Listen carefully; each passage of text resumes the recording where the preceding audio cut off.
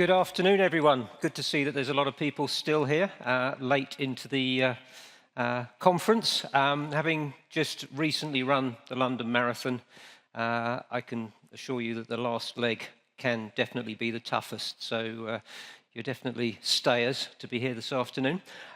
It was really interesting to listen to Bernie in the last session, because I think he was nicely setting the scene regarding the issues that we're all faced with these days. And hopefully over the next 20 minutes, which incidentally is a long time in British politics, I'll talk to you a little bit about the future of cyber risk management and compliance for merchant service providers. So I think the first thing to do is consider why we need to place the emphasis on risk. And I think, what Bernie said to us in the last presentation very much sets the scene for that, why we need to look at risk, because in our opinion, compliance very much follows risk. So once you've addressed the risk, compliance hopefully becomes a natural byproduct. We'll then look at how we can sort of work at trying to remediate that risk, how we can prioritize our energies in the right places, and hopefully raise the bar for all the organizations under the management of a merchant service provider. So we see there's a kind of sort of a challenge out there. Clearly there are a lot of cyber risks, and PCI DSS does a tremendous job of addressing some of those risks as they face the merchant. I think the thing we have to bear in mind is that where self-assessment questionnaires are concerned, the technical competence can vary considerably within merchants. I did a little bit of research before arriving in Milan, and I looked at the UK government's figures on the number of businesses currently operating in the UK. And I think we've got about 1.4 million businesses that actually physically employ people. And I guess with card payments being so ubiquitous, it's fairly safe to assume that many of those organizations will be the customers of the merchant service providers and very much part of the payment ecosystem. However, of those 1.4 million or so organizations, something like about 82% of them employ between 1 and 9 people. So they're classified as micro merchants. There's another 211,000 which would be classified as small businesses, so they're employing less than 50 people. And I think if you then take it up to 250 employees, which effectively is a medium-sized business, you get to about 99.5% of all the businesses in the UK. And I appreciate that's just one market, but I think that's a sort of a reasonable reflection on what you would see elsewhere, particularly in Europe. And I think with that in mind, we have to consider what sort of technical competencies are you likely to have within a micro merchant. Having IT specialists is a real luxury, and it's probably beyond the means of most. So when we're dealing with self-assessment questionnaires, we're very much dealing with people who are not necessarily competent to complete them. The reliability of those submissions can vary considerably. I talk about teasers, pleasers, and deceivers. So the responses that you get are either you get the answers that people think you want, they provide you with the answers that they know they want to give, but don't necessarily represent the truth, and then they get those who try their best, but you can't actually rely on what they deliver. And then we have the whole limited scope issue. PCI DSS was very much designed to protect cardholder data and the use of that to commit fraud. So it was a sort of ecosystem, community health initiative. And it's done a tremendous job of raising the whole profile of cybersecurity within small businesses. However, it's only dealing with part of the issue. And I think when we start to look at cyber risk, we start to realize that the issues to small businesses are considerably greater. I think we have to bear in mind that it's all about business continuity today. I know on the last presentation, Bernie was saying about the cost of compromises. He was also talking about how long it takes to rid yourself of a ransomware attack. I can't remember the precise number, but it was something like about 21 days. So it's a business continuity issue. Every merchant that's down for even a few minutes is costing the industry money. There's the whole issue of consumer confidence. And ultimately, merchant viability. I saw in another presentation yesterday a stat that suggested that 60% of small businesses that are compromised actually go out of business. That's a pretty serious number. So forget the cost in terms of lost cards. Think about costs in terms of lost business to the industry.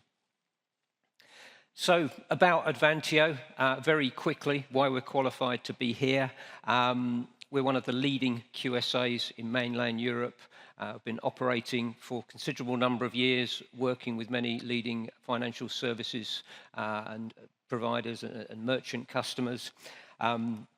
And we have a range of services from the core professional services through to technology and zero risk, which is kind of the sort of subject we're talking about today. I myself have been in the industry pretty much since its inception. I think I was involved before the SSE was even conceived, so I have been around for some time. So why do we need to place that emphasis on risk? Well, I think the key thing is it's where the money is. That's what we're going to be. If we don't address the risk, we're going to start losing money across the industry. So the first thing to do is start to profile merchants. So a typical merchant portfolio, from a compliance perspective, can look like this. Everybody pretty much looks the same. If we're talking about SMB merchants, they'll all be completing one of several self-assessment questionnaires. They're not really telling you much about themselves as a business. They're not telling you how many people they've got there. They're not telling you anything about the resources. They're not really telling you anything about the platforms that they're using. All they're doing is ticking the boxes, which may or may not accurately reflect their compliance.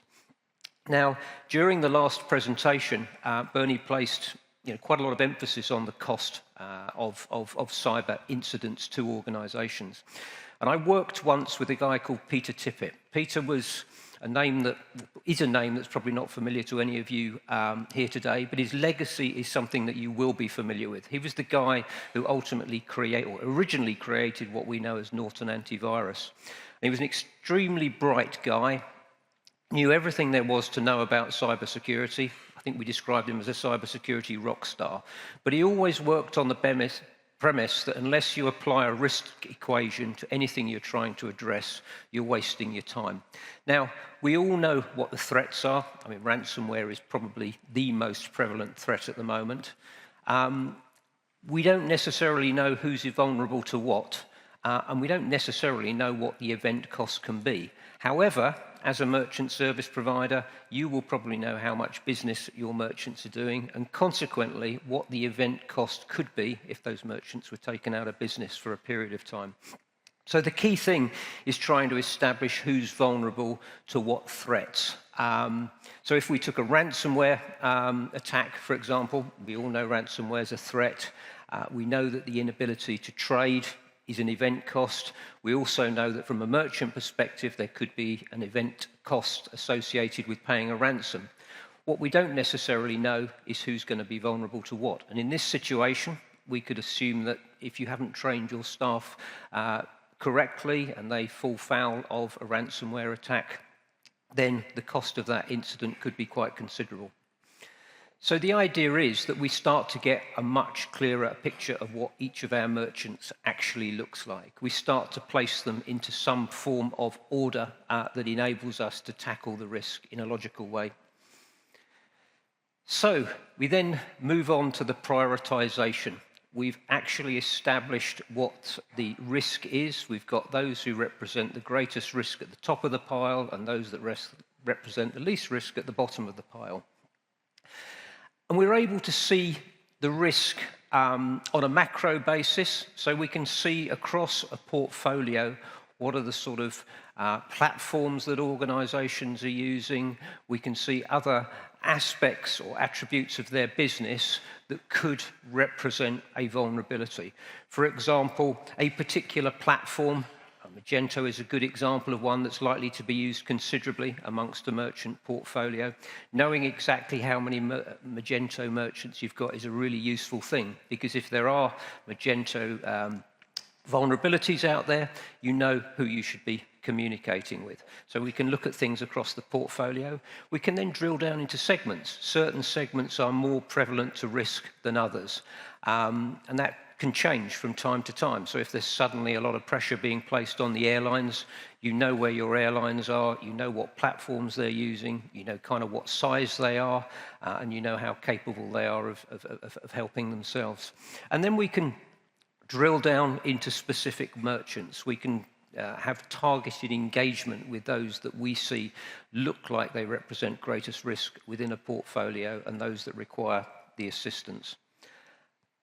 And we believe that there's very much a need to kind of own the journey. I think the way the self-assessment questionnaire works tends to leave the onus for remediation on the merchant. They have to go out and search for solutions to the issues that they encounter. And when you look at greater cybersecurity risk, telling people to go and do certain things is useful, but it's not necessarily helpful.